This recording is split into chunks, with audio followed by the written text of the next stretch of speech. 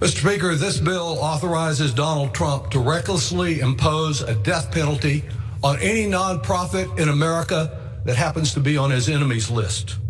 With this bill, he can destroy the very life of civil society in this country, one group after another, even though the group involved that he targets as a terrorist supporting group has not violated a single law. If he is to make his march, if he is on a march to make America fascist, we do not need to supply Donald Trump with any additional weapons to accomplish his ill purpose. Last night, lawmakers rejected a bill that would have allowed Donald Trump's administration to revoke the tax-exempt status of any nonprofit they deem a terrorist organization. Luckily, the bill failed, even with 52 Democrats voting in favor of it. Yeah, that's right, dozens of Democrats, including several who warned that Donald Trump is a fascist during the election, voted alongside their Republican colleagues to increase Donald Trump's power. If passed, the Stop Terror Financing and Tax Penalties on American Hostages Act would grant the Treasury Department, soon to be under the control of a Trump nominee, the authority to unilaterally strip nonprofits of their tax-exempt status by deeming them supporters of terrorism.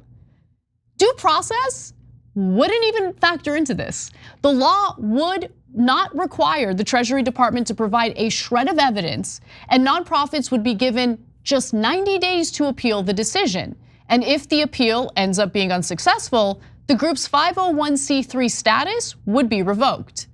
Such a measure would likely cripple any nonprofit. And even if an appeal was successful, critics said it would leave a mark that could scare away donors to the nonprofits. Also consider that it's already illegal under US law to provide material support for terrorism or any terror organization. The real objective behind the legislation is also worth getting into because there is real concern that granting the Treasury Department unilateral power to target nonprofits would allow the government to engage in politically motivated takedowns, including of pro-Palestine groups that are often slandered, yes, slandered as promoters of terrorism. Additionally, the vague language in the bill would be used to target reproductive rights and environmental advocacy groups. Robert McCaw, who's the Director of Government Affairs at the Council on American Islamic Relations, said that allowing such sweeping, unchecked power would set a chilling precedent, enabling the government to selectively target and suppress voices of dissent under the guise of national security.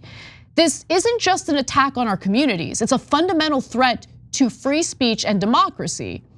And for anyone who might be watching this, anyone who loves Donald Trump and thinks this will be totally fine to give his Treasury Secretary this type of unilateral power to squash groups they don't like, this is a law that would remain on the books when a Democrat's in charge.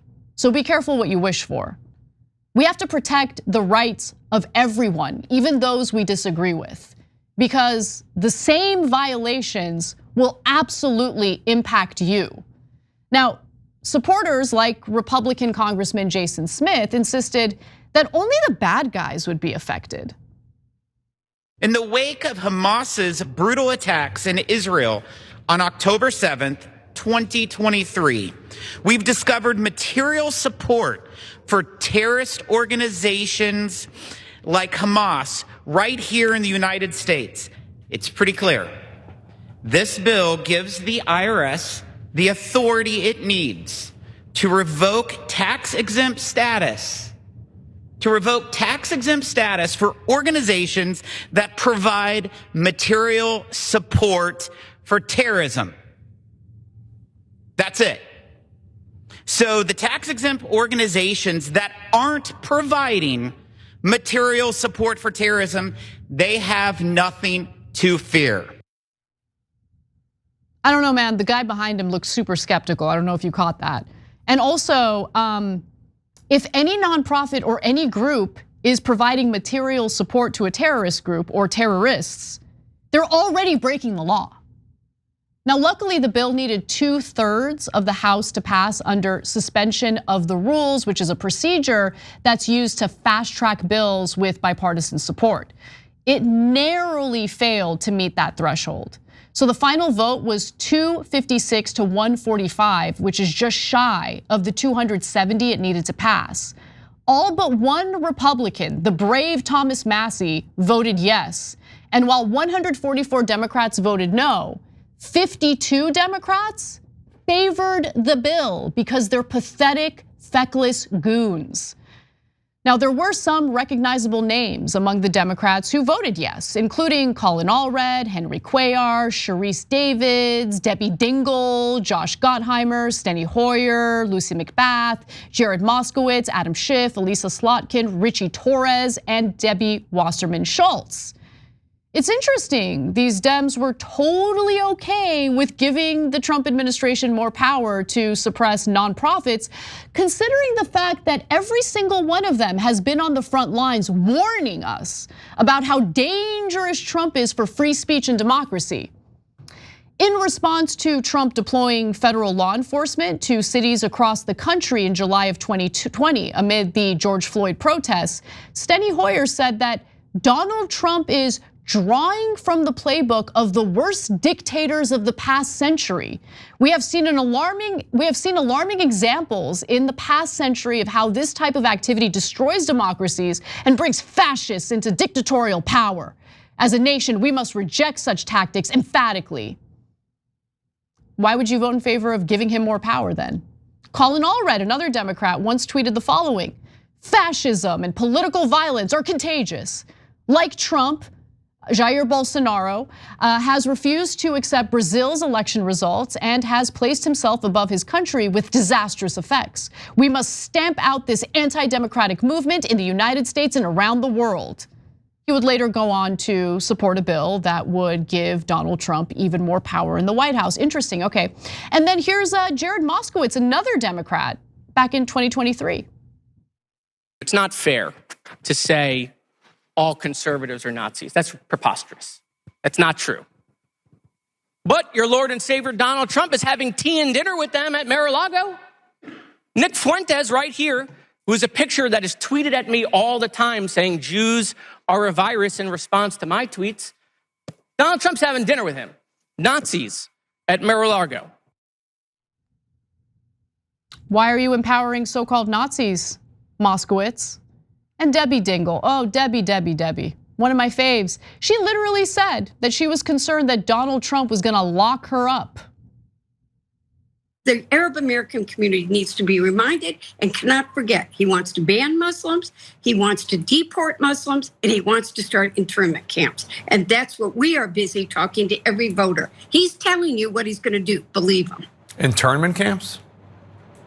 Yes. He has talked internment camps. You know what, Jake? You may have to visit me in one. I get worried enough when he talks about what he's going to do to his political enemies. Well, guess she's not so worried about that anymore. Or she's okay with it as long as pro-Palestinian protesters are put in their place. The bill failed for now, but could be revived in the next Congress when Republicans hold trifecta control. We'll see what happens. That's gonna be the conclusion of pretty much every story today because things look grim, things look dire, but I am happy that at least that bill failed. Hopefully it's not revived. But it is amazing how quickly there's bipartisan support for doing away with Americans' rights on behalf of a foreign government, Israel. Oh, you know, there was like looting and rioting in the summer of 2020. And they didn't pass laws about it, which I'm glad about, okay? But at the same time, when they didn't do anything about that, oh, they jump into action the second they see a few college protesters on college campuses who want peace in the Middle East. God forbid, we can't hurt Israel's feelings. It's pathetic, it's sick. I can't stand the Democrats who voted in favor of this garbage. Thanks for watching the video, guys. We also love it if you hit the join button below because that makes you a member, and members allow us to be independent, honest. We can be as progressive as we want, no corporate media influence, and that's all because of you guys. We love doing the show with our members. Hit the join button, become one of the Young Turks.